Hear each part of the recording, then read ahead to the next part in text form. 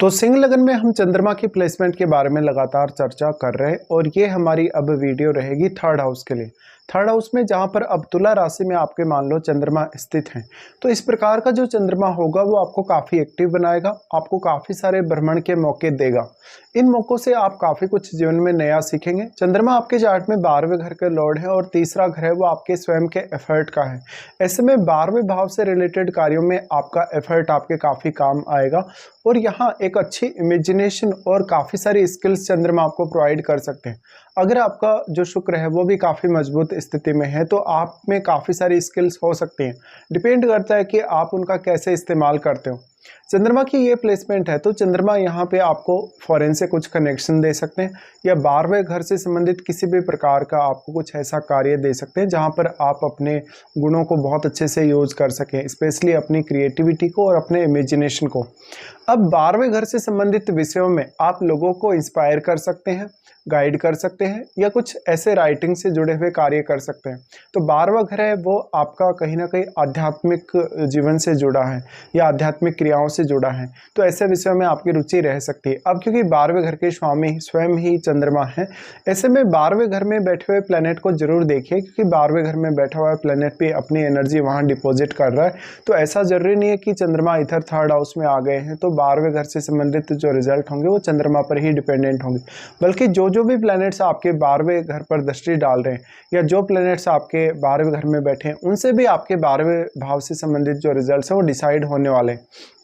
दूसरा जो सबसे बड़ा चंद्रमा का इफेक्ट पड़ता है वो पड़ता है दूसरे ग्रह से किसी भी प्रकार से अगर संबंध है चंद्रमा का, जैसे अगर दृष्टि संबंध है या युति है, पर मेजर प्रभाव आपको युति के समय ही ज़्यादा देखने को मिलेगा। अब यहाँ कोई भी प्लैनेट जो आपके थर्ड हाउस में स्थित है वो अपनी क्वालिटीज़ थर्ड हाउस में डिपॉजिट कर रहा है, तो आपके चार्ट में वो जिन जिन भावों का स्वामी है उन भावों से आपको थर्ड हाउस के मामले में काफ़ी मदद मिल सकती है। और चंद्रमा उस ग्रह के साथ बैठे होने की वजह से वो अपने कारकत्व से चंद्रमा को प्रभावित करेगा। चंद्रमा को प्रभावित करेगा तो आपका सोचने समझने का तरीका, आपका कहीं ना कहीं कम्युनिकेशन और आपके बहुत सारे अदर स्किल्स उस ग्रह से प्रभावित हो सकते हैं, उस ग्रह के कारकत्व से भी काफ़ी ज़्यादा प्रभावित हो सकती हैं। तो अब देखना पड़ेगा कि ग्रह किस प्रकार का है, क्या बहुत ही एग्रेसिव ग्रह है, क्या बहुत ही फायरी ग्रह है, तो ऐसे में आपकी एक्टिविटीज़ और ज़्यादा बढ़ जाती हैं। अब जो 7 नंबर साइन है एक्चुअल में वो पब्लिक डीलिंग का है या वो पार्टनरशिप का है। ऐसे में इन विषयों से जुड़े हुए डिसीजन लेते हुए आपको काफ़ी सावधानी रखनी होगी। चंद्रमा यहाँ आपको माइंड से काफ़ी एक्टिव रखेंगे, तो आपके अंदर जो भी स्किल्स हैं उनको समय के साथ साथ आप और ज़्यादा निखार सकते हैं। इस प्रकार का चंद्रमा है तो आपको जीवन में ज़्यादा मेहनत करनी पड़ सकती है एक सामान्य व्यक्ति की तुलना में, क्योंकि चंद्रमा एक बहुत ही सॉफ्ट ग्रह है और जब भी सॉफ्ट ग्रह इस प्रकार से थर्ड हाउस में बैठता है तो हमेशा आपका उतना अच्छा फोकस नहीं होता कभी कभी काम पे, आपका ध्यान बहुत जल्दी डाइवर्ट होता है या आप बहुत ज़्यादा कंसंट्रेट नहीं कर पाते हैं।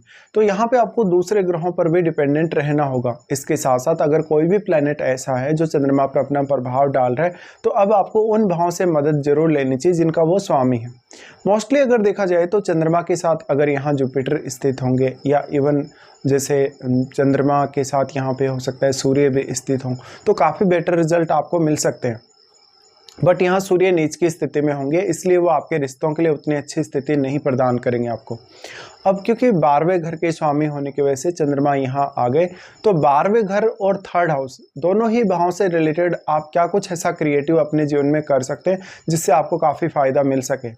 इस प्रकार का जो चंद्रमा है वो कहीं ना कहीं आपको काफ़ी ज़्यादा सोचने समझने के लिए भी प्रेरित कर सकता है। अगर यहाँ मंगल का संबंध या सूर्य का संबंध बनता है चंद्रमा से तो ऐसा चंद्रमा आपको काफ़ी एग्रेसिव बना सकता है। अब जो चंद्रमा यहाँ बैठे हैं क्योंकि वो शुक्र के घर में बैठे हैं तो शुक्र की प्लेसमेंट को आपको जरूर देखना चाहिए।